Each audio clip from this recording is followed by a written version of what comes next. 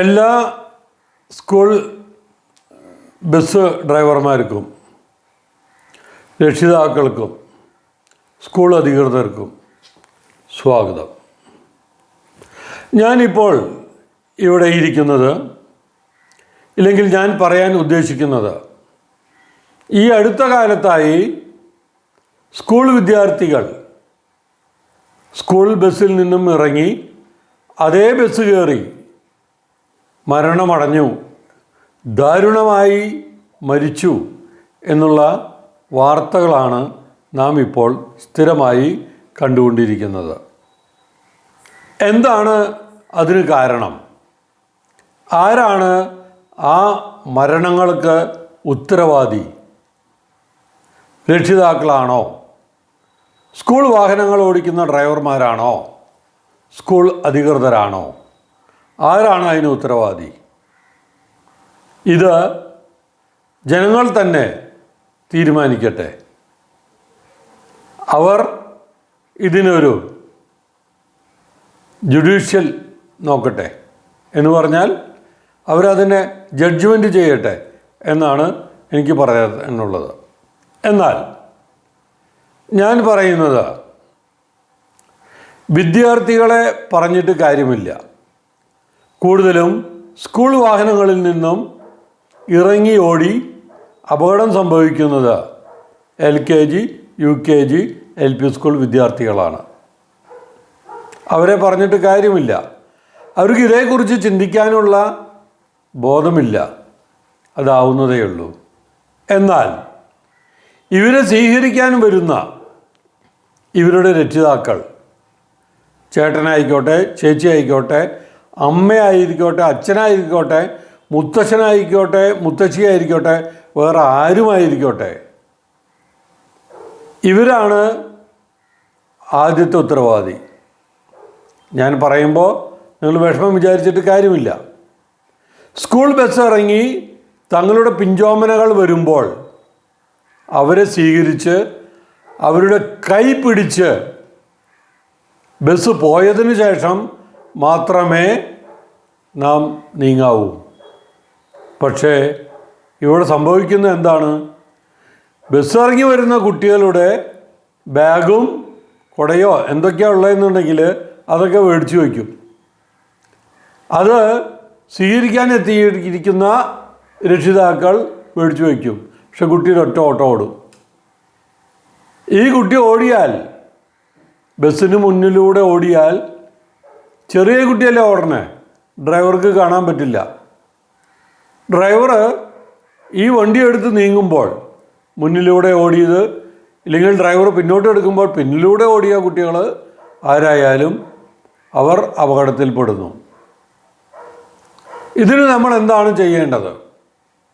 Bus ഇറങ്ങി വരുന്ന തങ്ങളുടെ പിഞ്ചോമനകളെ നമ്മൾ സ്വീകരിച്ച് അവരുടെ കൈ നമ്മൾ പിടിക്കണം. നമ്മൾ പിടിച്ചാൽ ഈ കുട്ടികൾ ഒരു വശത്തേക്കും പോകില്ല. അതേസമയം നമ്മൾ കൈ കൊടുത്ത് നമ്മുടെ കയ്യിൽ പിടിക്കും മോളെ, അല്ലെങ്കിൽ കയ്യിൽ പിടിക്കും മോനെ എന്ന് പറഞ്ഞാൽ കുട്ടി കയ്യിൽ പിടിക്കും. പക്ഷേ അപ്പുറത്ത് ഒരാളെ കാണുമ്പോൾ നമ്മുടെ കൈ വിട്ടിട്ട് ആ കൊച്ചു ഓടിപ്പോവും. അങ്ങനെയാണ് അപകടം സംഭവിക്കുന്നത്. ആ കുട്ടി ഓടിപ്പോകാതിരിക്കാൻ നമ്മൾ ആ കുട്ടിയുടെ കൈ നമ്മൾ മുറുകെ പിടിക്കണം എന്നുള്ളതാണ് ഒരു കാര്യം. അപ്പോൾ അവിടെ ആർക്കാണ് അതിൻ്റെ ബുദ്ധിമുട്ട്? ആരെയാണ് കുറ്റപ്പെടുത്തേണ്ടത്? സ്വീകരിക്കുന്ന രക്ഷിതാക്കളെയാണ് നമ്മൾ കുറ്റപ്പെടുത്തേണ്ടത്. തങ്ങളുടെ കുഞ്ഞുങ്ങളെ സുരക്ഷിതമായി അവരുടെ കൈ പിടിച്ചു നിർത്തി ബസ് പോകുന്നതുവരെ പിടിച്ചു നിർത്താൻ പറ്റുന്നില്ല എന്നുള്ളതാണ് മുഖ്യ വിഷയം. അതുകൊണ്ടാണ് കുട്ടികൾ ഓടിപ്പോകുമ്പോൾ ബസ് കയറി മരിക്കുന്നത്. ഇതൊരു വശം. രണ്ടാമതൊരു കാര്യം കൂടി നമുക്ക് ചിന്തിക്കാൻ പറ്റും.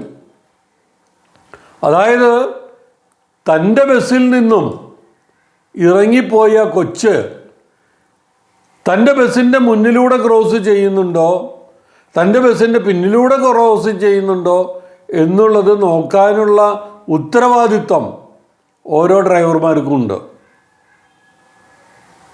അത് ഓരോ ഡ്രൈവർമാരും മറക്കാൻ പാടില്ല എന്നാണ് എനിക്ക് പറയാനുള്ളത്. കാരണം ഒരു ഡ്രൈവർ വണ്ടി എടുക്കുമ്പോൾ വണ്ടിയുടെ അടിയിൽ ആരെങ്കിലും ഉണ്ടോ, വണ്ടിയുടെ മുന്നിൽ ആരെങ്കിലും ഉണ്ടോ, വണ്ടിയുടെ പിന്നിൽ ആരെങ്കിലും ഉണ്ടോ എന്ന് ശ്രദ്ധിക്കേണ്ട ഒരു ധാർമ്മിക ഉത്തരവാദിത്വം നല്ലൊരു ഡ്രൈവർക്കുണ്ട്. ഇത് പാലക്കാടൻ ഭാഷയിൽ പറഞ്ഞാൽ പൊരിച്ചലാണ്. ഈ കുട്ടികളെ എങ്ങനെയെങ്കിലും ഇറക്കി വിട്ട് തിരിച്ച് സ്കൂളിൽ കൊണ്ടിട്ട് എനിക്ക് വീട്ടിൽ പോകണം. ഇതാണ് ഓരോ ഡ്രൈവർമാരും ചിന്തിക്കുന്നത്. അങ്ങനെ പാടില്ല. നമ്മൾ ചിന്തിക്കേണ്ടത് എൻ്റെ മകനാണോ ഇങ്ങനെ സംഭവിക്കുന്നത്, അല്ലെങ്കിൽ എൻ്റെ മകൻ്റെ മകനാണോ, പേരക്കുട്ടിക്കാണോ ഇങ്ങനെ സംഭവിക്കുന്നത് എങ്കിൽ എൻ്റെ മനോനില എന്തായിരിക്കും എന്നുള്ളത് ഓരോ ഡ്രൈവർമാരും ചിന്തിക്കേണ്ടത് അനിവാര്യമാണ് എന്നാണ് എനിക്ക് പറയേണ്ടത്. ഇവിടെ നാം ചിന്തിക്കേണ്ടത് ഓരോ ഡ്രൈവർമാരും ഓരോ സ്റ്റോപ്പിലും ഇറങ്ങിക്കഴിഞ്ഞാൽ, കുട്ടികൾ ഇറങ്ങിക്കഴിഞ്ഞാൽ ഈ കുട്ടികൾ വണ്ടിയുടെ മുന്നിലൂടെ ക്രോസ് ചെയ്യുന്നുണ്ടോ, വണ്ടിയുടെ പിന്നിലൂടെ ക്രോസ് ചെയ്യുന്നുണ്ടോ, എനിക്ക് വണ്ടി മുന്നോട്ടാണ് എടുക്കേണ്ടത് പിന്നോട്ടാണ് എടുക്കേണ്ടത്, എങ്ങനെ എടുത്താലും അവിടെ കുട്ടികൾ അതിനിടയിൽ പെടുമോ എന്ന് ചിന്തിക്കേണ്ട ഒരു ധാർമ്മിക ഉത്തരവാദിത്വം ഓരോ ഡ്രൈവർമാർക്കുണ്ട്. ഡ്രൈവർമാർ എന്നോട് വിഷമിച്ചിട്ട് കാര്യമില്ല, ഓരോ ഡ്രൈവർമാർക്കുണ്ട്. അതുപോലെ തന്നെ ഓരോ സ്കൂൾ ബസ്സിലും LKG UKG അങ്ങനെയുള്ള കുട്ടികളുടെ ആയമാർ വേണമെന്നുണ്ട്. ഈ ആയമാർ ശ്രദ്ധിക്കാം. ഒരു സ്റ്റോപ്പിൽ ഇറങ്ങിക്കഴിഞ്ഞാൽ ഈ കുട്ടികൾ വണ്ടിയുടെ മുന്നിലൂടെയോ പിന്നിലൂടെയോ നീങ്ങുന്നുണ്ടോ എന്ന് നോക്കിയതിന് ശേഷം വണ്ടി എടുക്കാൻ ഡ്രൈവർക്ക് നിർദ്ദേശം കൊടുക്കണം. പല സ്കൂൾ ബസ്സുകളിലും ആയമാരില്ല. ഇത് മോട്ടോർ വാഹന വകുപ്പ് ചിന്തിക്കേണ്ടതാണ്, അല്ലെങ്കിൽ അവർ ചെക്ക് ചെയ്യേണ്ടതാണ്. അപ്പം അതുകൊണ്ട് കുഞ്ഞുങ്ങളുടെ ഈ മരണത്തിൽ ഉത്തരവാദി 1 രക്ഷിതാക്കൾ, 2 ഡ്രൈവർമാരും ആയമാരും. 3ാമത് നമ്മൾ പറയുന്ന ഉത്തരവാദി സ്കൂൾ അധികൃതരാണ്. ഈ സ്കൂൾ അധികൃതർ എന്താണ് ചെയ്യേണ്ടത്? PTI മീറ്റിംഗ് വിളിച്ച് രക്ഷിതാക്കൾക്ക്, സ്കൂൾ ബസ് ഉടമകൾക്ക്, സ്കൂൾ ബസ് ഡ്രൈവർമാർക്ക് വേണ്ട വിധം ബോധവൽക്കരണം നടക്കണം. അത് നടത്താത്തോടത്തോളം കാലമാണ് ഈ രക്ഷിതാക്കളും സ്കൂൾ ബസ് ഡ്രൈവർമാരും ആയമാരും ഇത്തരത്തിൽ പ്രവർത്തിക്കുന്നതും അപകടങ്ങൾ സംഭവിക്കുന്നതും.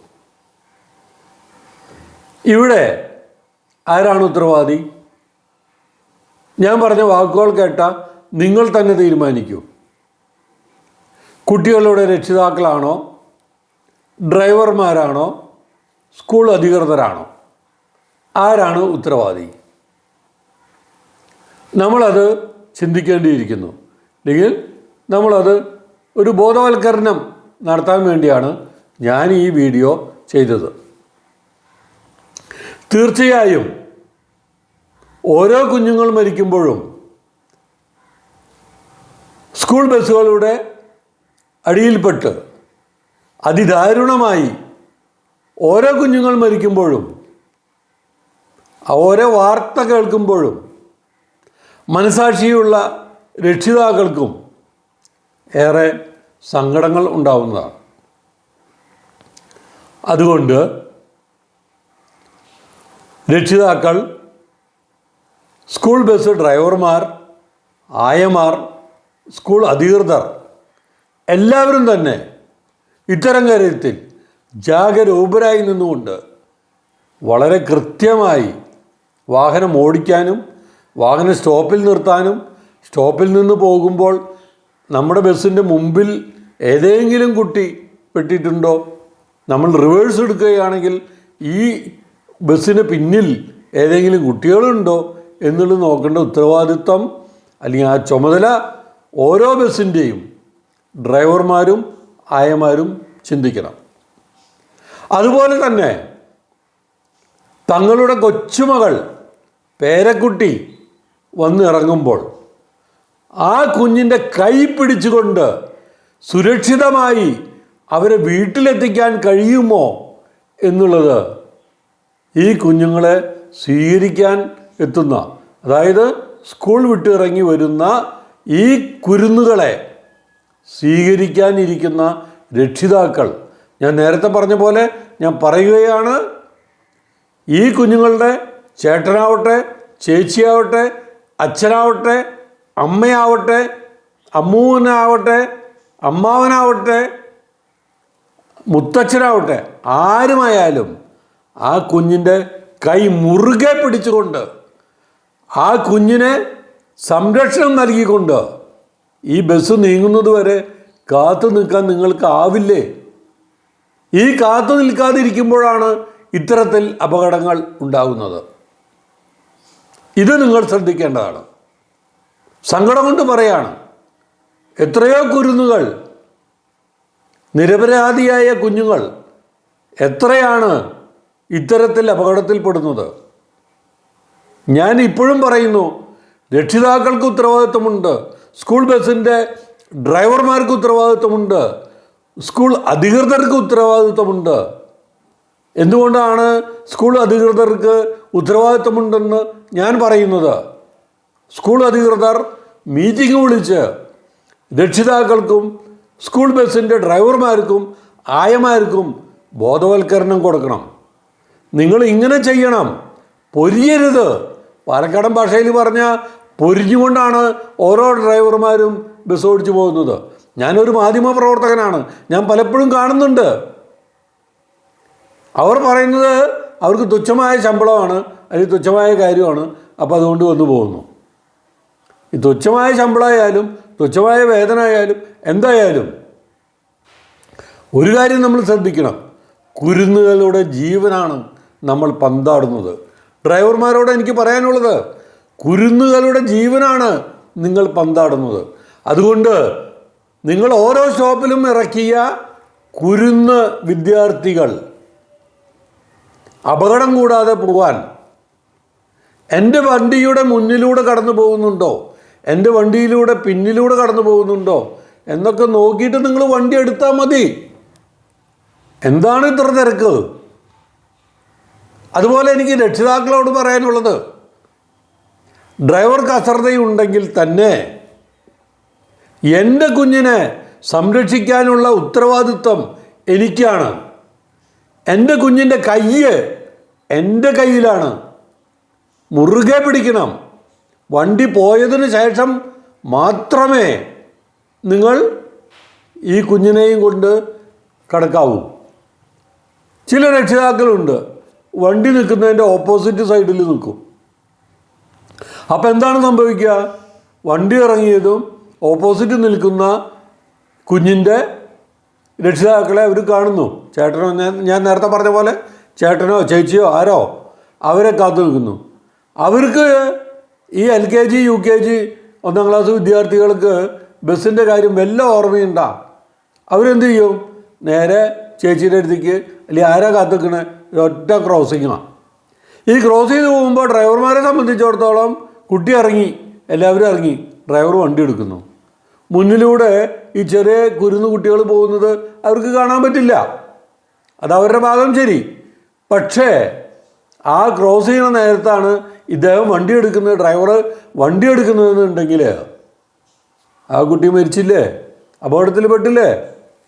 അപ്പോൾ ഓരോ ഡ്രൈവർമാരും ഓരോ രക്ഷിതാക്കളും ഇത് ശ്രദ്ധിക്കേണ്ടത് അനിവാര്യമാണെന്നാണ് എനിക്ക് പറയാനുള്ളത്. അതുപോലെ തന്നെ ഓരോ സ്കൂളിൻ്റെയും PTI, മാതൃസംഘടന, ഏത് സംഘടനയുണ്ടെങ്കിലും അവർ ശ്രദ്ധിക്കേണ്ട ഒരു കാര്യം, ഇത്തരം കാര്യങ്ങൾ ഞാൻ നേരത്തെ പറഞ്ഞ പോലെ ഒരു PTI മീറ്റിംഗ് വിളിച്ച് കുഞ്ഞുങ്ങളെ വണ്ടി ഇറങ്ങുമ്പോൾ അവരുടെ കൈ പിടിച്ച് നടത്തണം എന്നുള്ളൊരു ബോധവൽക്കരണം രക്ഷിതാക്കൾക്ക് കൊടുക്കണം. അതുപോലെ തന്നെ അവരുടെ സ്കൂൾ ബസ്സിൻ്റെ ഡ്രൈവർമാർക്കും ആയമാർക്കും ഒരു ബോധവൽക്കരണം കൊടുക്കണം. കാരണം നിങ്ങളുടെ മുന്നിലൂടെ ഈ കൊച്ച് ക്രോസ് ചെയ്ത് പോകുന്നുണ്ടോ എന്ന് നോക്കിയതിന് ശേഷം നിങ്ങൾ വണ്ടി എടുത്താൽ മതി എന്നുള്ളൊരു നിർദ്ദേശം കൂടി കൊടുക്കണം. ഇതാണ് സ്കൂൾ അധികൃതർക്ക് ചെയ്യാനുള്ളത്. ഇങ്ങനെ വന്നാൽ ഇത്തരം ദാരുണ മരണങ്ങൾ, കൊച്ചു കുഞ്ഞുങ്ങളുടെ ദാരുണ മരണങ്ങൾ നമുക്ക് കാണാൻ കഴിയില്ല. ഇതെന്തേ നമുക്ക് ചിന്തിച്ചുകൂടാ? മോട്ടോർ വാഹന വകുപ്പും ഈ കാര്യത്തിൽ വളരെയധികം ശ്രദ്ധ പതിക്കേണ്ട ആവശ്യമുണ്ട്. അവരും ഇത്തരം കാര്യങ്ങൾ നോക്കണം. എനിക്ക് പറയാനുള്ളത്, ഒരു സ്കൂൾ ബസ്സിൻ്റെ അടിയിൽപ്പെട്ട ഒരു കുഞ്ഞു മരിച്ചാൽ ആ സ്കൂൾ ബസ്സിൻ്റെ ഡ്രൈവർക്കെതിരെ ശക്തമായ നടപടിയെടുക്കണം. എന്തുകൊണ്ട് നീ ശ്രദ്ധിച്ചില്ല എന്നുള്ള കാര്യം ശക്തമായി ചോദിക്കണം. അതുപോലെ തന്നെ ആ സ്കൂൾ അധികൃതരോടും മോട്ടോർ വാഹന വകുപ്പ് ചോദിക്കണം. ഇത്തരം ശ്രദ്ധയില്ലാത്ത ഡ്രൈവർമാരെ എന്തിനാണ് നിയമിച്ചത് എന്നുള്ളൊരു ചോദ്യം കൂടിയും മോട്ടോർ വാഹന വകുപ്പ് ചോദിച്ചാൽ ഇതിനെല്ലാം പരിഹാരമാവും. ഞാനിത് എൻ്റെ അഭിപ്രായം പറഞ്ഞു എന്ന് മാത്രം. ആരെയും ബുദ്ധിമുട്ടിക്കാനോ വിഷമിപ്പിക്കാനോ ഒന്നുമല്ല. ഈ കുരുന്നുകളുടെ ഇത്തരത്തിലുള്ള മരണവും ശോചനീയാവസ്ഥയും കാണുമ്പോൾ സങ്കടം കൊണ്ട് പറയാണ്. ശ്രദ്ധ കുറവ്, രക്ഷിതാക്കളുടെ ശ്രദ്ധ കുറവ്, സ്കൂൾ ബസ്സിൻ്റെ ഡ്രൈവർമാരുടെ ശ്രദ്ധ കുറവ്, സ്കൂൾ അധികൃതരുടെ ഒരു ശ്രദ്ധ കുറവ്, അതായത് അവരുടെ ബോധവൽക്കരണത്തിനുള്ള ശ്രദ്ധ കുറവ്. ഇതൊക്കെ തന്നെയാണ് എനിക്ക് പറയാനുള്ളത്. ഇത് പ്രാവർത്തികമാക്കിയാൽ ഒരു പരിധിവരെ കുരുന്നുകളുടെ അപകടമരണം ഒഴിവാവും എന്നാണ് എനിക്ക് പറയാനുള്ളത്. ഇത് കേൾക്കുന്നവർ എന്നോട് വിഷമം വിചാരിച്ചിട്ട് കാര്യമില്ല. ഉള്ള കാര്യം തുറന്നു പറഞ്ഞു എന്ന് മാത്രം. എല്ലാവർക്കും നന്ദി, നമസ്കാരം.